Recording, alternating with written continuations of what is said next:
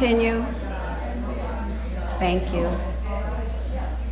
There'll be time at lunch with lots of good food to continue the conversation. This morning's platform is the Green New Deal with Mark Dunlea. Mark is the chair of the Green Education and Legal Fund. He was a member of the 350 NYC Steering Committee while living in New York City and helped coordinate the very important work on divestment from city and state public pension funds. He continues to advise us on state legislative issues. He coordinates the statewide campaign for 100% clean energy by 2030 and off fossil fuels now. He is one of the original authors of the Green New Deal. He is active with PAWS, People of Albany United for Safe Energy, the 350 affiliate in the Capital District. He's a graduate of RPI and Albany Law School and was a longtime executive director of the Hunger Action Network of New York State. He was the co-founder of NYPIR, New York Public Interest Research Group, and he most recently ran for state controller against Thomas DiNapoli. Please welcome Mark Dunlea.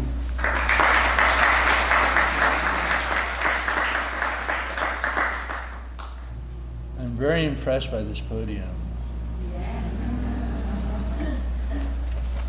So thank you, Monica, for that introduction, and certainly thank you. You've been raising more?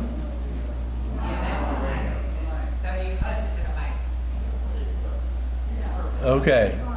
I didn't want to get, I was told not to touch the mic, so I was a little nervous about that. So I'm going to talk briefly, give an outline of what the Green New Deal is, very quickly. And then I'm going to talk a little bit about the origins of the Green New Deal, where it came from. And then I'm going to go back and talk about the Green New Deal in more detail, and particularly the proposal that has been put forth by Congresswoman Alexandria Ocasio-Cortez. I always mispronounce her name, so I'll be saying AOC for the rest of the rest of the morning. But she has elevated the Green New Deal to a completely, new level, and so we'll talk particularly about, what she's working on, and then a little bit about where do we go, from here. And I understand you're all pretty much experts on climate change. I'm not gonna spend a lot of time on climate change, other than I'll say it's a lot worse than we're told. And when the Intergovernmental Panel on Climate Change came out, what was that, November, December, and said that we had 12 years, now 11 years left for unprecedented worldwide global action to try to save life as we know it on this planet, that was overly optimistic. And the IPCC has been wrong in every single report they put out to date. They have underestimated the speed and the severity of climate change, and partly it's because of the nature of scientists and how they have to operate, but also it's largely because any pronouncements by the IPCC actually had to be approved by the governments before it came out. Saudi Arabia was particularly difficult in the last pronouncement they made, but so was the United States, Russia, and Brazil. And as one scientist who's part of the IPCC has said, if you really want to understand what the situation is, take our worst case scenario and then double it. And that'll be a little bit closer to being accurate. What the Green New Deal is about is to deal with this climate emergency, but to also combine it with economic Bill of Rights, and particularly in the last State of the Union address by President Roosevelt, FDR, he articulated sort of a second Bill of Rights, and this was a right to a living wage job, a guaranteed living wage job, a right to housing, quality affordable housing, the right to education, including college, and the right to health care, which we define as single-payer health care. I'm not sure, AOC I think is pretty sure is supportive of single-payer health care. I'm not sure that's quite in her proposal yet at this point. And then to go to the climate emergency, a lot of people may have heard about the climate mobilization, and so they've talked a lot about we need to act quickly, and they actually talk about moving to net zero carbon emissions, 100% clean energy by 2025, and that's also the timeline that the Extinction Rebellion, which is, shut down London for a week recently, has been talking about. This bill is actually a little bit more moderate, or proposed, I should say, and it talks about going to 100% clean energy by 2030. And we're going to go into a little bit more of the details of what that actually means. But that's sort of the rough outline of the Green New Deal. And I'm going to only got 22 minutes left, so I'm going to rush through this a little bit. So AOC did not invent the Green New Deal. It's great that she's picked up the mantle, but it existed, for a decade before, she came along. And somewhat surprisingly, it really initially came from Europe. You would think that something with the New Deal, the FDR would be coming from the United States, but they actually adopted it in Europe first as a concept. A lot of it partly from the European Green Party, and unlike the United States with our winner-take-all system, the Green Party actually is a major institutional force in Europe, particularly in the European Parliament, and they get funded and they get to pay scientists and they do a lot of research and stuff like that. And it wasn't just the European Green Party, but about 2006, 2008, this Green New Deal coalition emerged in Europe. And actually it was a response to the global economic recession, largely caused by us here in the United States and the housing bubble. And it was a worldwide problem. And so they had three components to their initial Green New Deal. And they were probably a little bit more focused on the concept of trying to, how do we put the economy on a global scale back in place? And like a lot of previous people, they certainly understood the concept that if we invest in green infrastructure, that's a great job creation. And that's certainly nothing new. The Blue-Green Alliance, which the Sierra Club and a lot of other groups had worked with, tried to build that alliance between the environmental community and the unions that in fact invest in environmental action was actually a way to create jobs as well as making it healthier and stuff like that. So they certainly talked about climate, but they also talked very broadly about the need to invest in green infrastructure, and that includes things like water and sewer. But that was a path to job creation. And then they articulated the whole concept of the economic Bill of Rights that we, from FDR, particularly the concept of a guaranteed living wage job, universal health care, and housing. And then the third component that they really spent a lot of time with was how to reform the economic system, particularly the banking system. How do we provide more access to credit, and how do we make the banks more responsive to our needs and not so much to the needs of big investors. Now, so they did that in about 2006, 2008, and then in 2010, which is where I came in, I was helping to manage a campaign for a Green Party candidate for governor here in New York State, Howie Hawkins. And Howie was one of the initial co-founders of the Clamshell Alliance, which helped stop the Seabrook nuclear power plant, so I guess in the 70s and so. And so he's been also very strong on energy issues. And he actually made a proposal for a Green New Deal, going to 100% clean energy by 2020. And then doing the economic Bill of Rights. And we had about 65 candidates that year across the country in the Greens who endorsed that proposal. And then I became the climate change person and then most recently campaign manager for Jill Stein, who was the Green Party candidate for president, and that really emerged. And I always was sort of the climate guy, because both Jill and Howie, when they talked about the climate, they put a lot of stuff in there about the economic Bill of Rights. They really kept on expanding the Green New Deal, and they're adding things like abolish student debt from college, making colleges free, and reparations, and just a lot of economic stuff. And I kept on saying, hey guys, that's good, I love it, but we gotta focus more on the climate aspect of it. And I think as time has gone on, the climate aspect of the Green New Deal has become much more prominent. And I think Certainly that's something that AOC has done, and then also very closely connected to AOC has been the Sunrise Movement. And I actually tried to do a forum this last, because I was very impressed early on when I saw that AOC was running on the Green New Deal, even before she won the primary. And since I was running for state controller, mainly on the divestment issue, I tried to do some forums with her in Queens and the Bronx. That didn't occur. We are going to be doing one on the auspices of the Bronx Climate Justice North in this summer, in July, that she's agreed to participate in. So I'll get to ask her a little bit more. Can she explain to me where her concept of the Green New Deal came from?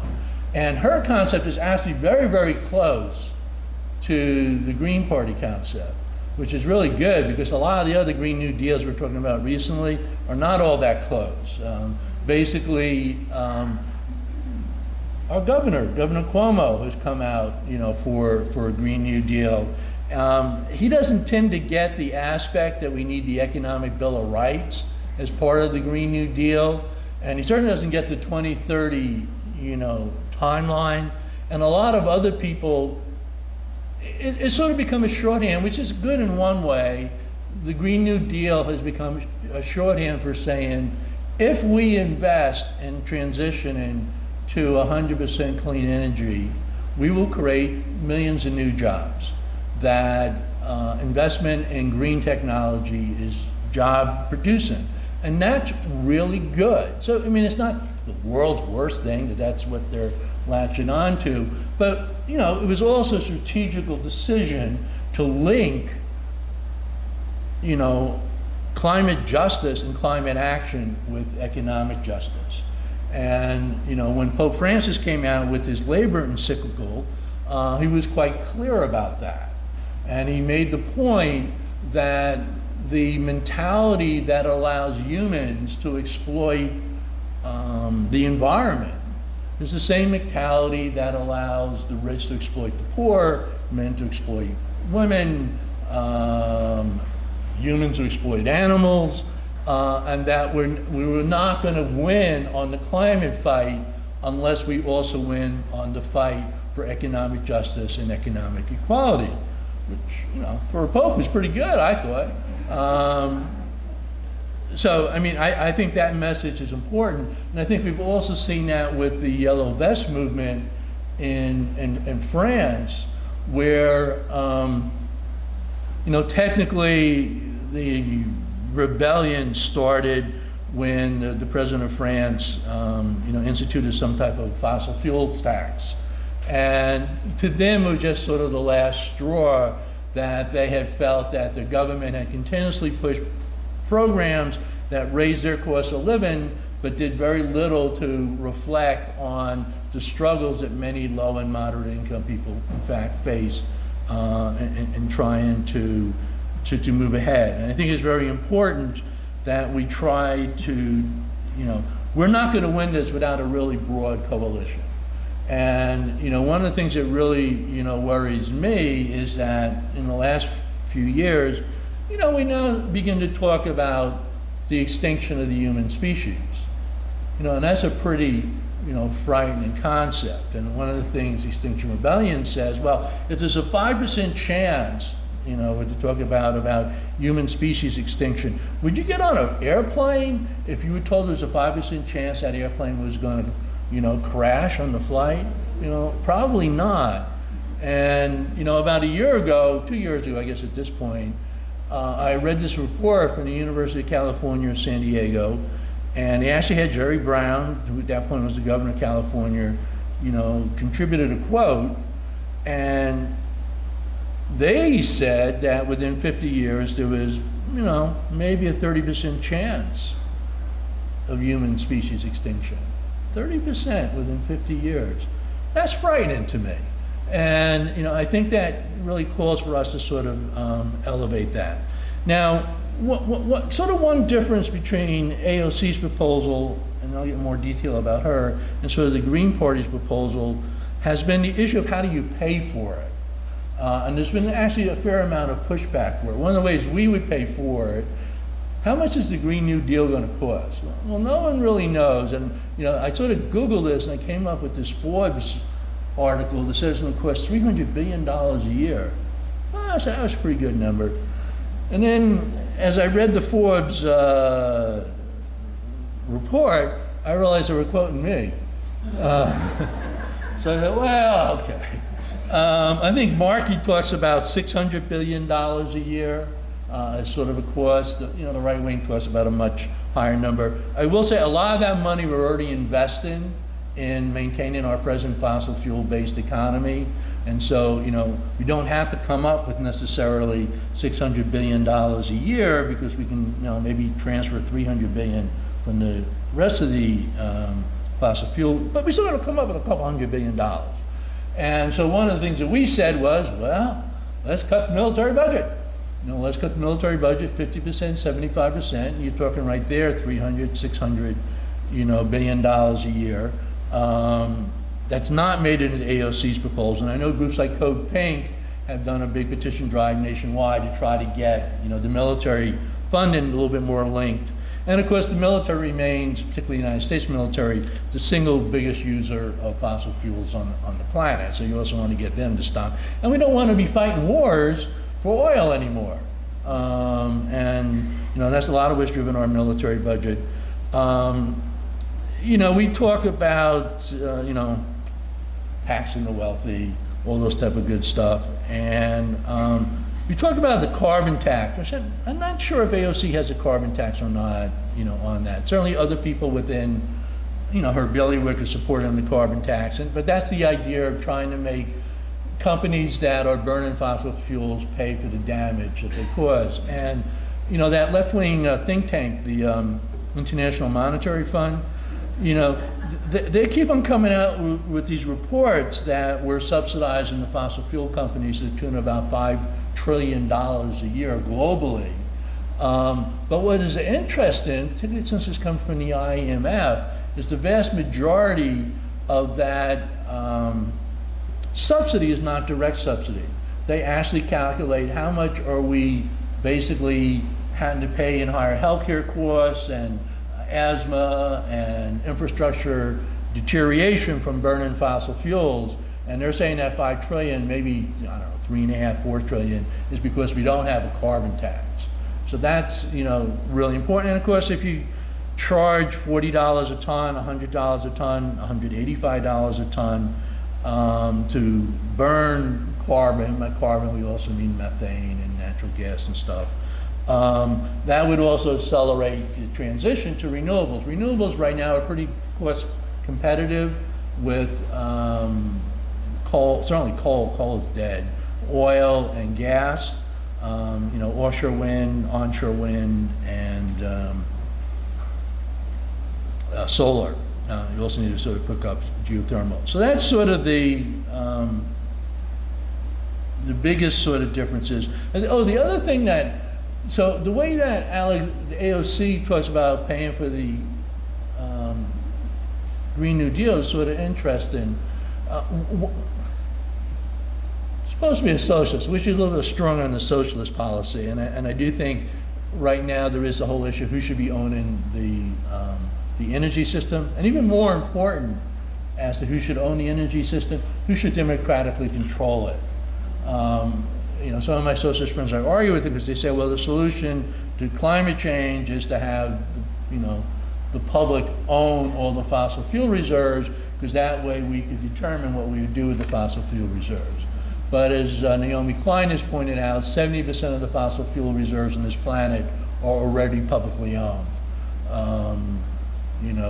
Mexico, Venezuela, China, Russia, they're publicly owned companies. So having public ownership without the democratic control, doesn't do us a whole lot of good. But so she would have the federal government put a lot of the upfront money to pay for the transition. But unlike, say, the Obama economic stimulus program, if we give money to companies, then we should receive some type of equity share, in return. So that was good. And then she also talks about this concept of a public bank. which is something that I advocated when I was running for state controller. There's a big campaign here in New York City right now to do a public bank. We do have one public bank in the United States. Anybody guess what, left-wing state has a public bank? North Dakota. And it's one of the most profitable banks, in the country. But this is where it gets beyond my understanding of economics. I almost had a minor in economics from RPI, and I've done a lot of work. But the whole concept of, what do they call it? Forgetting the term, but basically you can use public banks to just sort of create money. A qualitative easing, which is what they used to bail out the banks, during the great collapse, remember years ago. But also when Obama did his economic stimulus, the amount of money that came back to the Treasury and stimulating the economy was far, far greater than the amount of money that he put in. So that's sort of an interesting concept, but she's laid that out there, which is really good. Where does AOC and the Sunrise Movement come out of? Everybody sort of takes, I will not take credit for electing AOC. I had nothing to do with it.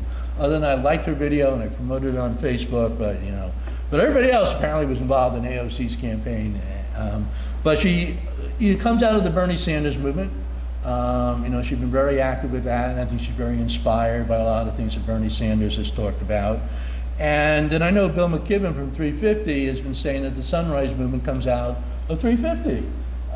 That it's basically a lot of younger people who had been part of our divestment campaigns on college campuses. They graduated and looking for other things to do, and they both adopted some of the techniques that Bernie Sanders used. One thing about Bernie Sanders' campaign, besides the political issues that he promoted, which probably many people in this room are supportive of, he also had a new concept of how to engage volunteers, and much more empowered the volunteers to go out and run the campaign and not wait for staff in the central office to tell them what to do. And I think that's one of the things that the Sunrise Movement has really tried, to incorporate. Now, AOC is, hooked up with Senator Markey, who's from Massachusetts. How much time I got left? About 5 minutes. And so Senator Markey certainly has a long, very good standing reputation on environmental issues. Many of us, the more progressive environmental groups, Friends of the Earth, Greenpeace, the Green Party, did not support the Markey-Waxman climate change bill that they tried to push during the first couple of years of the Obama administration, because it was very heavily focused on what's called cap and trade. And this is actually what the Pope condemned in his labor encyclical, is that the cap and trade really has been, particularly in Europe where it's more prevalent, subject to a lot of abuses, and it sort of enriches companies but still allow them to do pollution in third world countries. So for that reason, many of us did not support the Waxman Markey bill, but Markey definitely has 30 years stellar reputation of being a strong advocate. The assumption, of course, is that Markey is pulling AOC a little bit, back to the right, back to the mainstream. And I'm not sure, where AOC versus Sunrise, who really sort of came up with this whole, strategy. But what they were trying to do is being realistic. The Senate remains in control of the Republicans, and Trump remains in control of something, but apparently some at the White House. So the possibilities of getting really good climate legislation or climate movement is nil in the next 2 years at the federal level. But what AOC and the Sunrise Movement, was good strategy, was let's set this up for 2020. We're going to have, the presidential election, everybody in Congress, a third of the Senate seats will be up. The Democrats control the House at this point. let's create a task force. We're setting this game plan that we're going to try to go to 100% clean energy by 2030.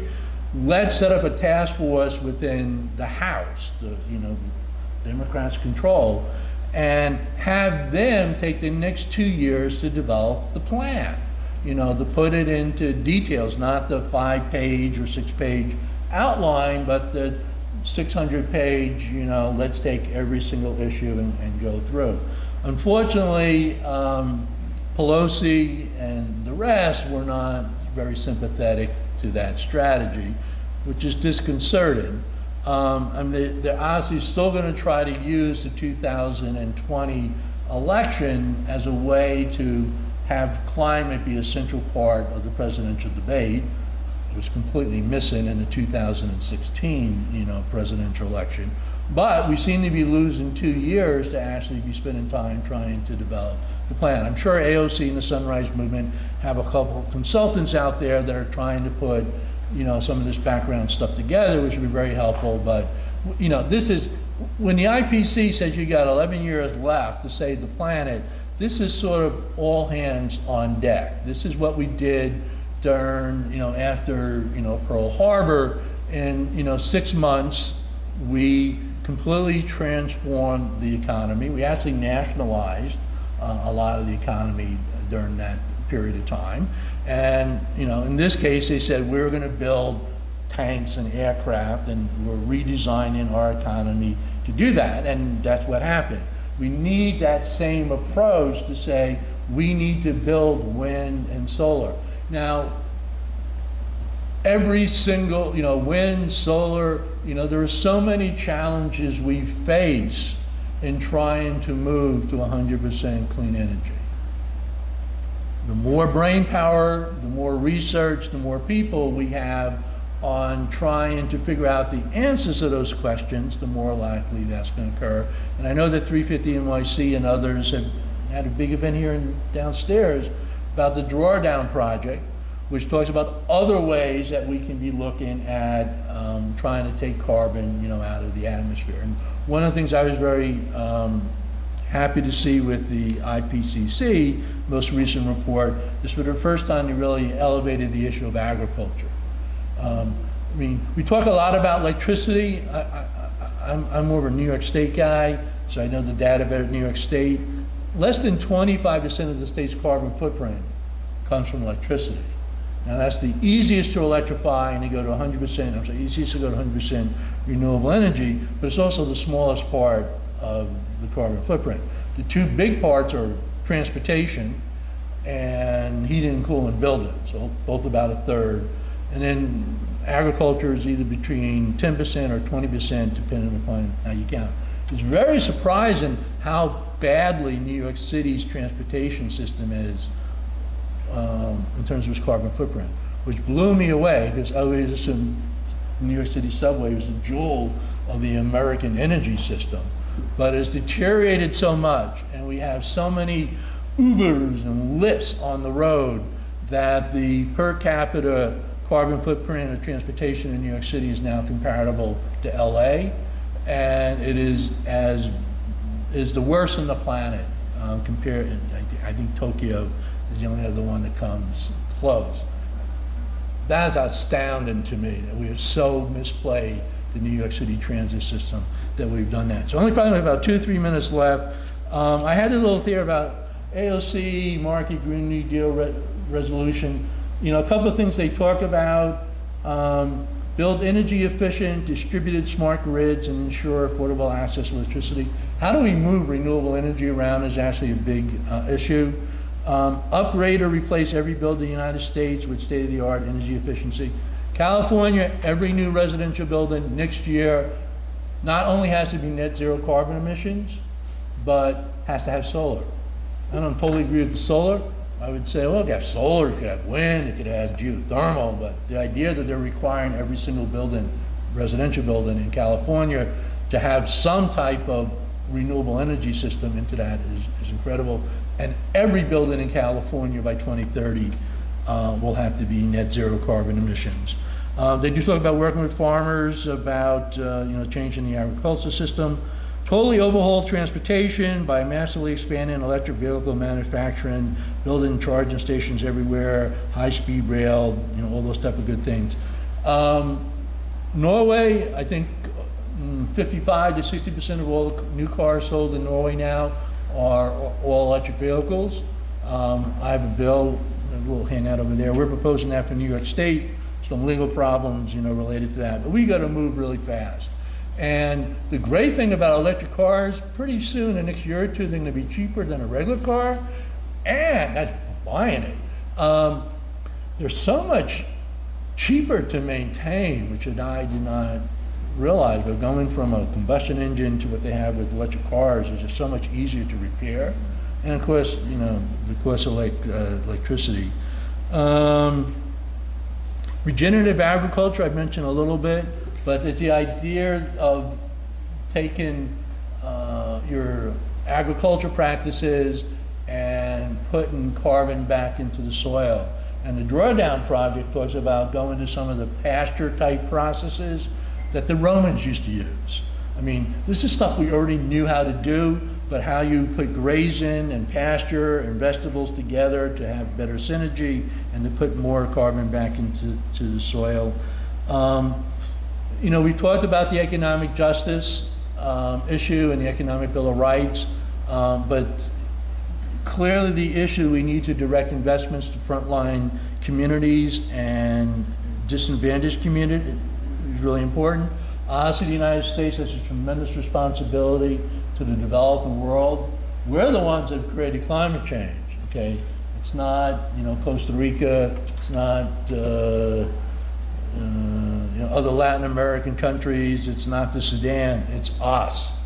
And there, the Arctic is seeing temperature rises now of 30 degrees annually, 30 to 35 degrees warmer.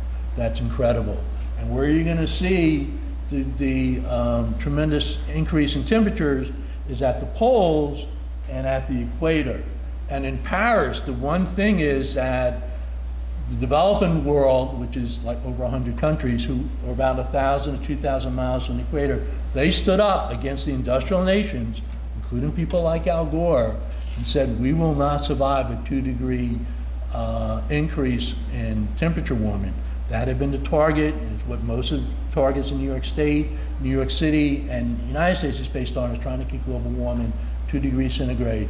And they said, we need it at least to be 1.5 degrees. And that's what the IPCC report said. Other people like the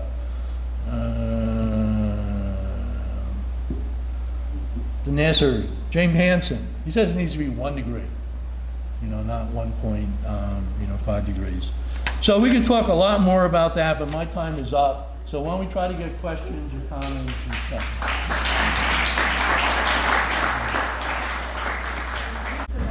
Dan, okay. You talk about the difference of focusing on the climate part of it and not the economic justice part of it. And I've been following a lot of black women on Twitter, on Black Twitter, who are taking the opposite view of it, saying that if, in fact, you take care of these economic issues first, then everybody will be able to put their attention on the climate. What do you think of that? Well, I agree that we need to put more attention on the economic aspect of it, and a lot of a fair amount of climate change activists have been arguing, let's rebrand the Green New Deal. Basically, let's just drop the New Deal part of it and do the green part, solve climate, and then we'll go the other. But I had been the executive director of Hunger Action Network for nearly 30 years. I've been a state head organizer. We used to be called ACORN, now it's New York Communities for Change. I was very upset in the coalition work here in New York City after Hurricane Sandy, in that they fought to, rightfully so, that they fought that the people who should be hired to rebuild in Coney Island and the Rockaways should be the people from those communities impacted, low-income people. Good point. But I could not get them to, as Hunger Action Network, as an anti-poverty organization, one of the biggest in the state, to go after climate policies. And I said, it's really good if we put people to work in rehabbing buildings in Coney Island. But if their homes get washed away 6 years from now for the next hurricane because we have not stopped extreme weather, I don't think that benefits them. So I think we need both, but I will say there's a group in New York called New York Renews, has a state bill in which I think is not strong enough, but they deserve all the credit in the world for elevating the issue of environmental justice and a just transition as cornerstones of any climate action. So. Thank you very much. I believe in democracy, but it's so slow. And when you said that to get into World War II, which we've been dragging our feet, for years, we needed Pearl Harbor. What do we need? Well, we need all of us to rise up and demand action. I've been very excited by groups like the Sunrise Movement, and by AOC, I think, and by the Extinction Rebellion. I think in the last 6 months, there is some hope that people are waking up to the enormity of the situation, and that what's going on in Washington and in Albany and in New York City Hall is not adequate. But one thing I agree with Governor Cuomo on, when I meet with his staff, they tell me the single biggest problem we face in New York State is that it is impossible to build renewable energy systems at utility scales because every large-scale solar farm and wind farm faces local opposition. And when I met with the mayor's office, let's just say when they first talked about offshore wind, they were very positive about it, and I came out of the meeting and said, they don't know anything about offshore wind, and their position will change once they learn it. But one of the arguments they made to me most recently was, we cannot do offshore wind, even though off of the Rockaways is basically the Saudi Arabia of offshore wind on the planet. It says, because we can't wait 10 years. And so one of the things we face is, how do we site these renewable energy systems across New York State? Because right now, every single one of them is opposed, and because local opposition, it takes 10 years. It's one of the reasons I support public ownership. In Germany, it's actually been driven by municipal-owned power systems that have pushed renewable energy, and the local people tend to support that more because they view it as a common good. I lived in New York City for 7 years, so I like New York City. The rest of the state do not. And and often one of the arguments is that we're just building these nasty windmills so that we can send power down to those nasty people in New York City and extract profits for these bad utility companies. We got to overcome that little problem. We should be citing offshore wind because it's a lot easier to get to it. But when it's public power, we would say to people, you cite it. We will pay to build a renewable energy system in your community. You'll get the jobs, you'll get the tax payments. You tell us where to build it. And we need low-income people, we need environmental justice communities, and we need climate activists involved in determining our energy future. If we leave it up to the politicians and the campaign contributions from the fossil fuel industry, we do not have democracy in the United States. We are the least democratic form of government on this planet among the countries that have professed to be democracies. One of my little games I play, every time I see a country across the planet take a really good position on climate change, I Google Green Party. And almost invariably, the Green Party is part of the ruling coalition in that country. And they exchange their position in government for climate action. And my wife's a big environmental mucky-muck. She was teaching a course recently at NYU, I think it was on plastics. And the other professor in the course, guest professor, was a former administrator, high-level person for the Bush administration. As he kept on saying, the first Bush administration. And he said the reason why Europe has been so much ahead of us on environmental issues, particularly plastic, was due to the Green Party. which my wife almost fainted when he said that. But he just says, because they have clout and they're able to push it, and we don't have that type of institutional political force in the United States, and that's why they're so much better than us. Long-winded answer. One more question? Uh-oh. Yeah, thanks very much, Mark, for the presentation. On transportation, I'm a cyclist in New York and cycling advocate. And I'm very lucky I live and work in Manhattan, which is blessed with bike lanes for any Right.